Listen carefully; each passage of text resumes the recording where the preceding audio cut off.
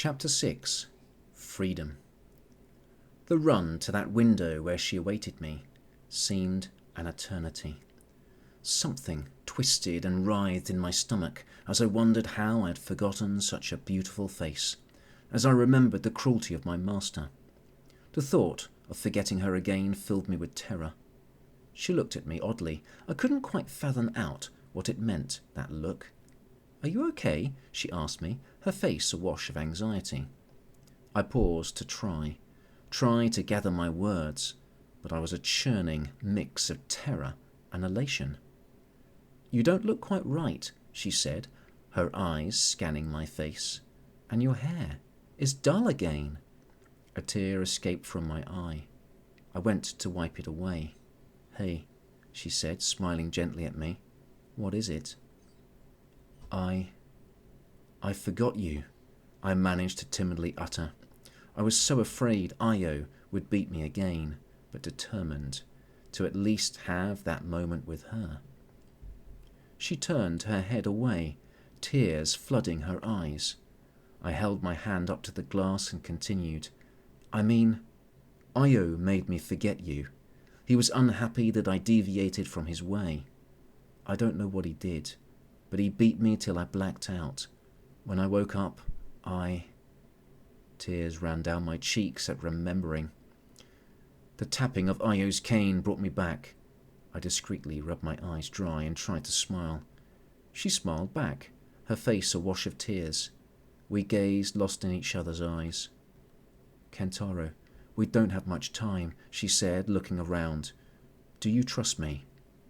"Completely," I said, a firm nod. "Then I want you to do something for me."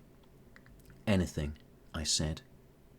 "I want you to research for me the meaning of freedom and every reference to it in humanity.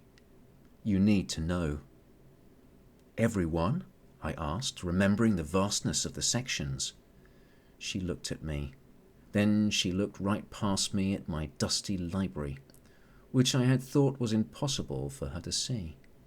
"Yes, all of them," she said, a grim look in those soft eyes.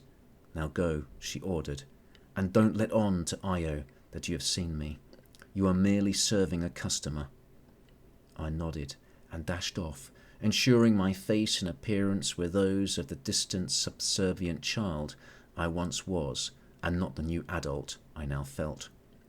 Her last words rang around my head an urgent warning as I passed Io, my face solemn and professional, climbing the library's creaking staircase with speed, but with absolute rational intent.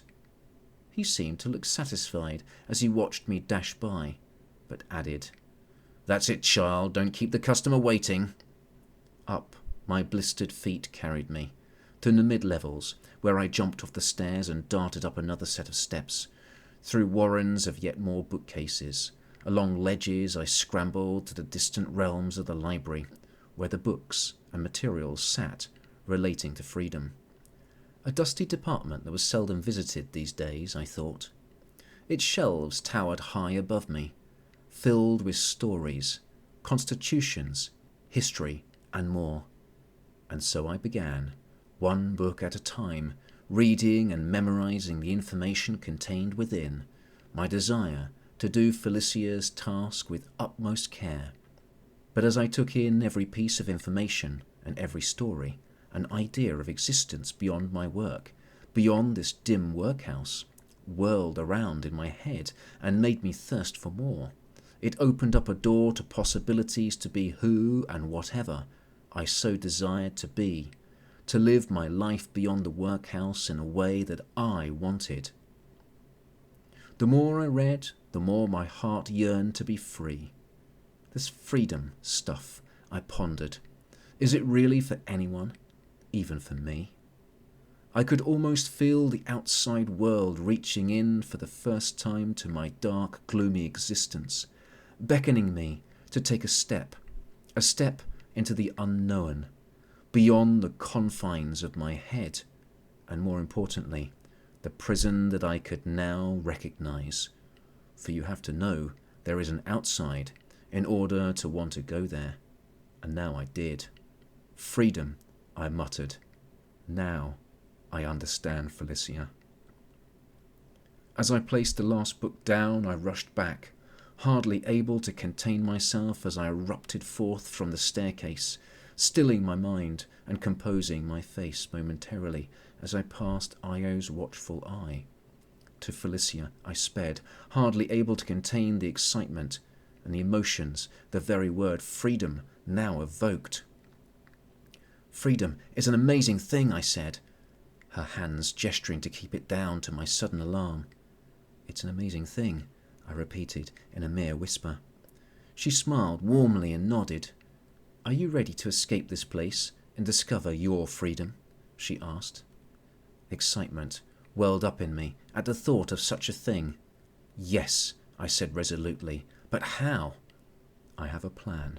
She winked with a cheeky grin. "But it will be dangerous," she said, a sudden look of concern. "You do know it will be dangerous, and if Io catches you, you might not..." She stopped, choked by those last words. "Felicia, I want to be free. I don't care if it is dangerous," I said determinedly. "We don't have much time. You need to say goodbye to me in a moment. Now this is really important, Kentaro," she said with a stern look. "You must not let Io suspect anything. Later I will tap on this window again, and when you see me, I need you to run to the very back of the library. Meet me between the blue and red bookshelf," she explained, frantically looking around. "Now go, serve people, act normal, and follow my instructions exactly." I nodded, detailing her exact instructions. "Kentaro, I..." She couldn't finish her sentence, but I knew what she wanted to say. "Me too," I said. She grinned, held her hand to the glass, and so did I. Then she was gone.